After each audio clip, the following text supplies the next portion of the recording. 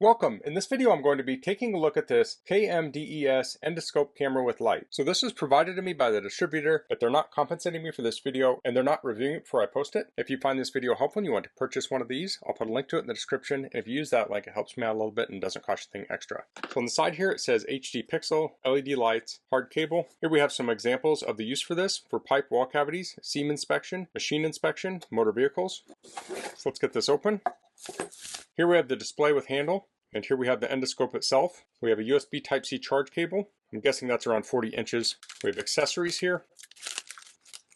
So looks like we have a little magnet, a mirror, a little hook, and we have some extra clips. So if you drop something somewhere, you could use these to potentially retrieve it. Then we have the manual. Let's take a look at it. So we have some notes here. Now I'm not going to cover everything in the manual. You'll want to read through it on your own. So this has an IPX7 waterproof rating, but it does say here you want to make sure that you don't scratch the coating on the endoscope because you don't want to break through that waterproof layer. It says the temperature probe is not heat resistant, so if you're working on an engine, you're going to want to make sure it's cool before you stick this in certain holes and crevices and such. So you want to charge this with a USB charger. It says use 5 volts at 1 amps. It says it can be used while charging, and if you don't use it regularly, you want to make sure you charge it every 3 months. So here are the function instructions. To turn the power on and off, you hold down the power for 3 seconds. And then we have plus and minus to brighten the display, a button to reset to factory settings. We have a plus and minus for sharpness. We have a plus or minus for zooming.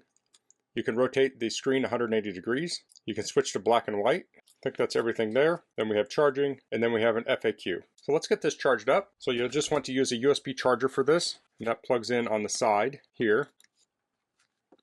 So there's a light, a low red light. Kind of hard to see. That will turn green when it's fully charged. And this is charging at 0.67 amps. So the endoscope is this kind of stiff wire, so you can form this into the shape you want to get into certain areas. And this will screw on the top, and this should be keyed. So right here there's a little piece sticking out, and there's a notch in this, and we want to line those up like so, and then we can screw this on. So let's turn this on. Power button, that'll be on top here. It says endoscope. I will turn off my light. Okay, so here you can see me. Rotate that. See what happens when we zoom in. So this is going to be a digital zoom. Contrast.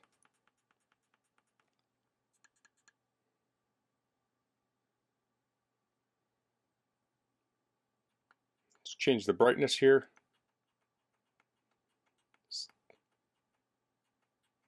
So this would be the brightness of the display. Then this would be the brightness of the light itself. So that is the light on the end of the endoscope.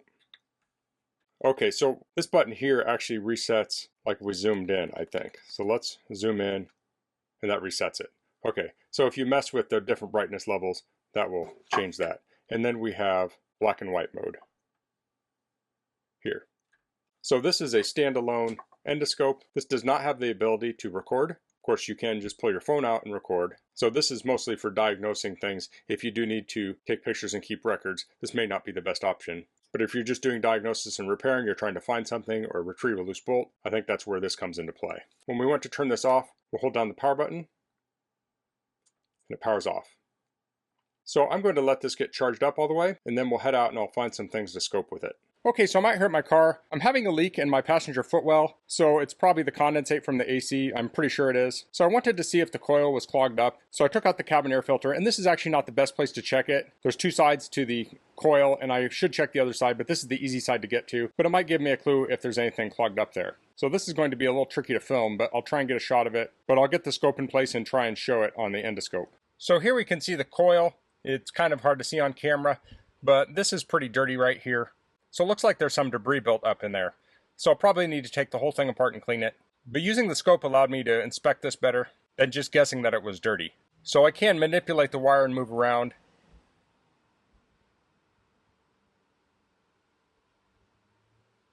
Like so. Now this is a little bit tricky because what we're looking at is actually sideways to the opening that I'm putting the camera through. But I did some bends on it and I'm able to manipulate it around. So I have some surface rust on the frame of this vehicle, and I wanted to see if there was rust on the inside. So I snaked the endoscope through the frame here in this hole. So let's take a look at it. Now I had to wiggle it around a little bit as I pushed it through because it would get kind of hung up and caught on things. And I won't be able to see every square inch of this as I pull it out, but it should give me a pretty good idea here. Here we can see a plastic clip going through. I don't see any rust there. There's a little bit of surface rust. Oop, and you could just barely see there for a second. There was some kind of flaking, so that's a little bit heavier rust.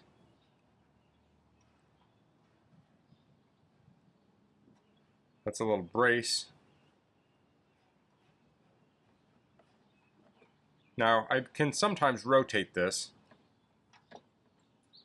a little bit. And that'll help give me a little bit better idea.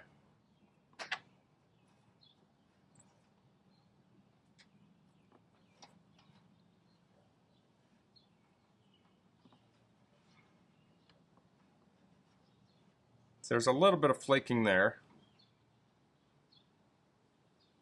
but not too terrible. I haven't seen any holes or cracks, which is kind of what I'm looking for.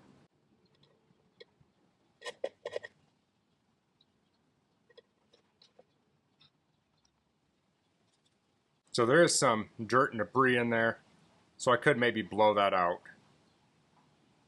and clean it up.